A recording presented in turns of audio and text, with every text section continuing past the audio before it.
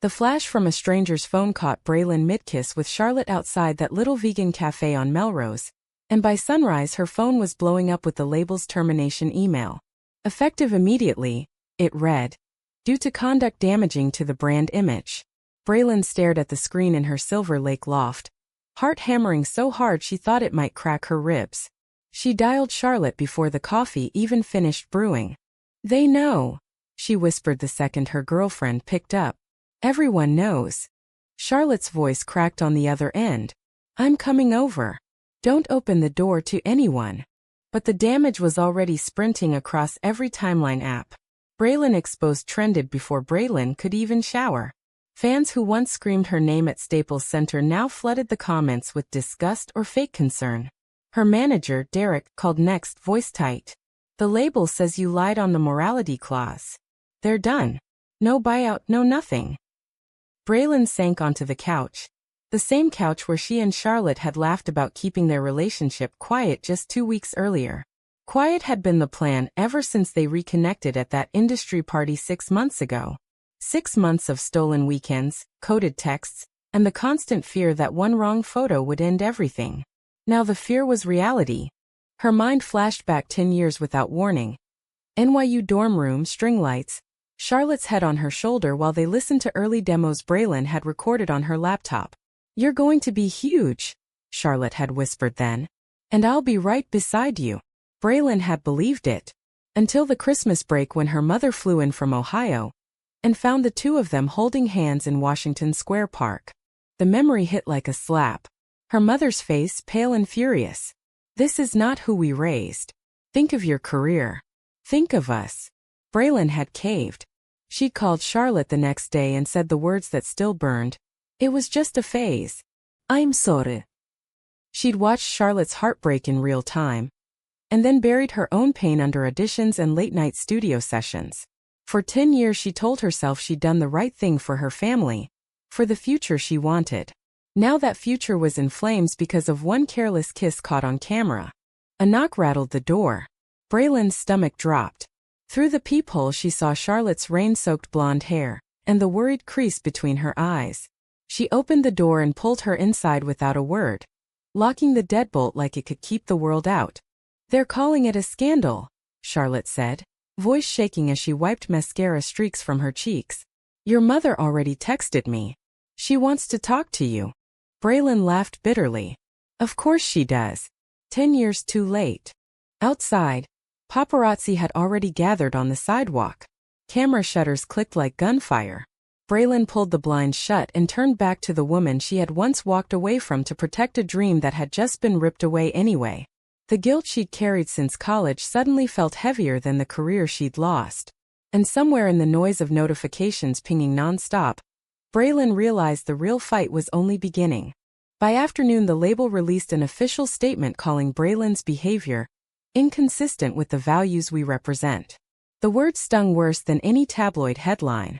Sponsors dropped her faster than she could refresh Twitter. Her upcoming tour dates vanished from Ticketmaster. Derek showed up at the loft with a box of her leftover merch and a grim face. They're keeping the masters. You own nothing from the last album. Charlotte paced the living room, arms crossed. You don't need them. We'll figure this out together.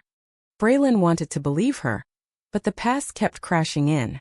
She remembered the exact night after she'd ended things in college. Charlotte standing in the rain outside her dorm, begging for an explanation. Braelyn had lied through her teeth. My family will never accept this. I can't throw away everything for something that probably won't last. She'd watched Charlotte walk away and then cried herself sick in the bathroom, convinced she was saving them both.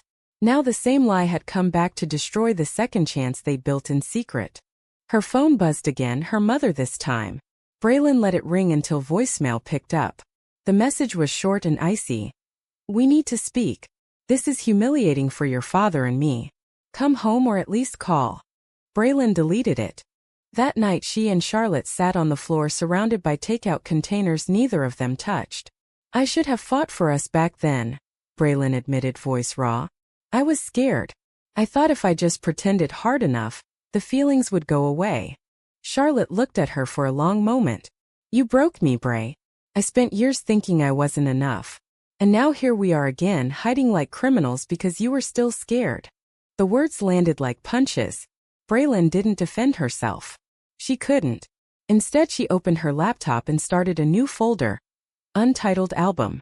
The first track she sketched was called 10 Years Late. The melody came fast, angry, and honest.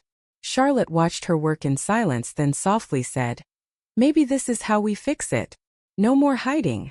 Social media was a war zone. Half the comments called Braelyn a liar who used fans for money. The other half, mostly from the LGBT community, accused her of cowardice for staying closeted so long. Braelyn read every single one until her eyes burned. At 3 a.m. she made a decision. She texted Derek, "I'm going independent. Help me or don't." His reply came 30 seconds later. "I'm in. But it's going to be brutal." The next morning, Braelyn posted a simple black square on Instagram with the caption, "The truth is coming. Stay tuned." Within an hour, the post had 500,000 likes and twice as many death threats. Charlotte squeezed her hand. "We face it together this time." But as sirens wailed past the building, someone had doxed her address. Braelyn wondered if together would be enough when the past refused to stay buried. The flashbacks kept ambushing her at the worst moments. While she was trying to negotiate studio time on credit, Braelyn suddenly remembered the exact smell of her mother's perfume the day she'd flown to New York and demanded Braelyn fix herself. "Singers have to be relatable," her mother had hissed in the hotel room. "Families like ours don't raise girls who kiss other girls on stage." Braelyn had nodded like a puppet, and then spent the next decade proving she could be the perfect straight daughter on paper while slowly dying inside. Now, sitting in a tiny Glendale studio she'd rented for $50 an hour, she poured every ounce of that old pain into new lyrics. Charlotte sat on the worn couch, legs tucked under her, reading the verses over Braelyn's shoulder. "This one hurts," she said quietly. "But it's real." They were interrupted by a pounding on the studio door. Derek burst in, tablet in hand. "Your mother just did an interview with some conservative podcast. Said you were confused, and that the family is praying for you." He showed the clip. Braelyn's mother looked straight into the camera and said, "We love our daughter, but we cannot support this lifestyle. It's destroying her God-given talent." Braelyn's hand shook so hard she dropped her guitar pick. Charlotte stood up, eyes flashing. "That's enough. You don't owe them your silence anymore." The confrontation Braelyn had dreaded for a decade finally happened that same evening. Her parents flew in on a red-eye and showed up at the loft unannounced. Her father wouldn't even look at Charlotte. Her mother spoke first. "We gave you everything so you could succeed. This is how you repay us." Parading around with. She couldn't finish the sentence. Braelyn felt something snap inside her chest. "With the woman I love? The one I should never have walked away from 10 years ago? Yeah, Mom. This is exactly how I repay you, by finally telling the truth." The argument lasted until the neighbors called security. When her parents left, her mother's parting words echoed down the hallway. "You'll regret this when the world turns on you." Braelyn closed the door and slid to the floor, Charlotte's arms around her. For the first time in years, the guilt felt different, not like a weight dragging her down but like fuel. She spent the next 3 weeks writing and recording in secret. No label, no publicist, just her, Charlotte, Derek, and a handful of loyal session musicians who didn't care about the scandal. The album took shape like a confession. 12 tracks that jumped between the college heartbreak and the present-day fallout. Every song peeled back another layer she'd hidden for so long. But the internet never slept. Leaked studio clips started circulating. Some fans called it brave. Others said she was cashing in on her own exposure. Braelyn ignored the noise and kept working. One night, exhausted, she played the rough mix of the title track, Leaked Hearts, for Charlotte alone. When the last note faded, Charlotte wiped tears and whispered, "You're finally singing for us, not for them." The self-production budget was draining fast. Braelyn sold her Grammy-nominated guitar on eBay to cover mixing costs. Charlotte quietly cashed in vacation days to help. Every sacrifice made the music feel more alive. Yet the deeper they went, the more Braelyn realized the real test wasn't the album. It was whether she could ever forgive herself for the decade she'd stolen from both of them. Money ran out faster than expected. Braelyn maxed out her last credit card buying ad space on TikTok to tease the first single. Charlotte took a second job photographing weddings on weekends just to keep the lights on. They barely saw each other except in the studio after midnight. The strain showed in small ways, snapped words, long silences, but neither of them walked away. The past had taught them what happened when one did. Social media judgment came from every direction. Conservative accounts called her a disgrace to family values. Some in the queer community accused her of only coming out after being forced, labeling it performative. Braelyn read the comments until Charlotte gently closed the laptop. You can't win every fight online. Win it with the music. One particularly brutal week, a major LGBT organization withdrew an invitation to their awards show, citing concerns about your timing. Braelyn cried in the shower so Charlotte wouldn't hear. Then she wrote the angriest song on the album, Timing is Everything, in one sleepless night. The lyrics cut deep. I hid you to save them, now they hate me for finally saving us. Her mother called again, this time crying. The church group is praying for your soul. Please just say it was a mistake. Braelyn hung up and immediately texted Charlotte. I need you. Charlotte arrived 20 minutes later with Thai food and zero judgment. They ate on the floor while Braelyn played the new track. When it ended, Charlotte said softly, You're not the same girl who left me in the rain anymore. The moral dilemma hit hardest when a big streaming platform offered a lucrative deal. If she toned down the agenda, Braelyn turned them down flat. If they want watered down me, they can keep their money. Charlotte's proud smile was worth every lost dollar. By the end of the month, the album was mixed, mastered, and ready for upload. Braelyn stared at the release button for a full minute. One click and there would be no going back. Charlotte's hand covered hers. We've waited long enough. Braelyn clicked. The album Leaked Hearts went live at midnight on every platform she could afford. The first 24 hours brought 7,000 streams. Not enough to pay rent, but enough to keep hope alive. Then a viral TikTok of a young girl in Ohio lip-syncing the chorus while crying changed everything.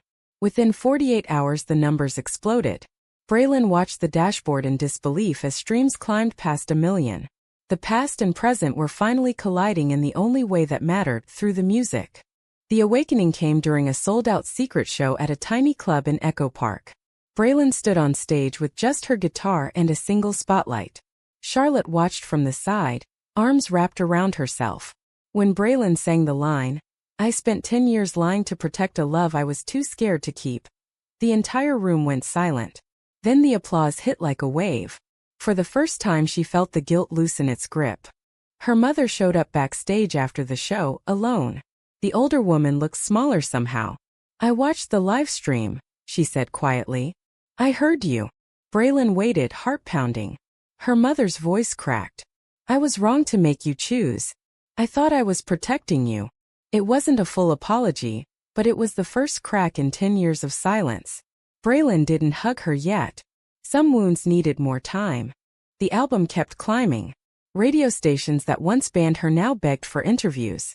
Charlotte quit her second job and started taking Braelyn's press photos officially. They still argued. Old hurts didn't vanish overnight. But the fights ended in kisses and promises instead of slammed doors. Braelyn finally understood what redemption really meant. Not erasing the past, but refusing to let it write the future. Then the numbers broke every expectation. Leaked Hearts hit #1 on the independent charts. Streams crossed 10 million. Major labels that had dropped her now sent flowers and offers. Braelyn turned them all down. I built this without you, she told one executive on speakerphone while Charlotte grinned beside her. I'll keep building it the same way. The community that once judged her hardest began to shift. Young fans shared stories of their own family pressure in comment sections. Braelyn read every one and answered as many as she could. The guilt that had once choked her now fueled something stronger, purpose. Charlotte found her one night on the rooftop, staring at the city lights. You did it, she whispered, sliding her arms around Braelyn's waist. We did it, Braelyn corrected, turning to kiss her softly under the same stars that had witnessed their college romance. The kiss tasted like forgiveness and second chances. But the biggest test was still coming. A national morning show invited her for a live interview. Her mother agreed to appear via satellite. Braelyn said yes before she could overthink it. The past and present were about to collide on national television, and this time she wouldn't run. The interview aired live on a Tuesday morning. Braelyn sat in the studio wearing the same leather jacket she'd worn the night the photos leaked. Across the split screen, her mother looked nervous but determined. The host asked the question everyone wanted answered. Braelyn, did you hide your relationship because of family pressure? Braelyn looked straight into the camera. Yes. 10 years ago I let fear win. I hurt the woman I love because I thought success meant being someone else. I was wrong. She turned to the screen. Mom, I love you. But I love Charlotte too. I'm not asking permission anymore. Her mother's eyes filled with tears. I'm proud of the woman you've become. Even if it took me too long to see it. The words weren't perfect, but they were honest. The audience erupted in applause. Social media exploded again, this time mostly with support. The album sales surged overnight. Leaked Hearts crossed the platinum threshold in under 6 weeks. An independent release record. Braelyn stood on stage at the Hollywood Bowl for a free thank you concert, Charlotte beside her holding the microphone stand. When they kissed at the end of the final song, the crowd roared so loud the ground shook. Later that night, back in the loft, Braelyn pulled out an old shoebox of college photos she'd kept hidden for a decade. She and Charlotte looked through them together, laughing, crying, healing. I wasted so much time, Braelyn whispered. Charlotte rested her head on Braelyn's shoulder. We're here now. That's what matters. The next morning Braelyn woke to a text from Derek. Another major festival wanted her headlining.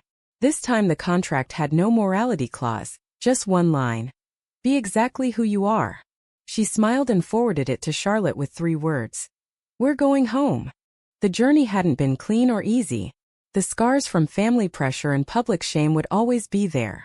But for the first time Braelyn understood that redemption wasn't about erasing mistakes. It was about refusing to let them define her anymore. True or false? Denying your true love to protect your family's expectations can ever be the right choice in the end?